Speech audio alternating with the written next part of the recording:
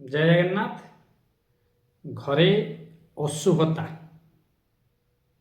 ବିନାଶ ପାଇଁ ଗୋଟେ ସାତ୍ତ୍ୱିକ ଉପାୟଟା ପରୀକ୍ଷା କରି ଦେଖନ୍ତୁ, ନିଶ୍ଚିତ ଫଳପ୍ରଦ ହେବ।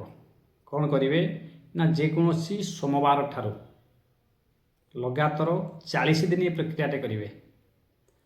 ଗୋଟିଏ ତମ୍ବା ପାତ୍ରରେ କିଛି କଞ୍ଚା କ୍ଷୀର ଆପଣ ଶୋଉଥିବା ଯେଉଁ ଜାଗାରେ ସେ ପାଖକୁ ମୁଣ୍ଡ ପାଖରେ ତାକୁ ଢାଙ୍କି ରଖିବେ।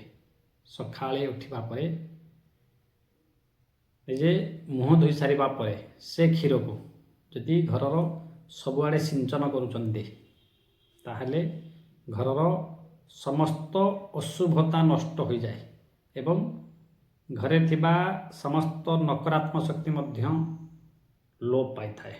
ଏଟା ହେଉଛି ଯେ ଘରର ସମସ୍ତ ଅଶୁଭତାକୁ ବିନାଶ ପାଇଁ ଗୋଟେ ସାତ୍ତ୍ୱିକ ଉପାୟ। ପରୀକ୍ଷା କରି ଦେଖନ୍ତୁ, ନିଶ୍ଚିତ ଫଳପ୍ରଦ ହେବେ। ଜୟ ଜଗନ୍ନାଥ।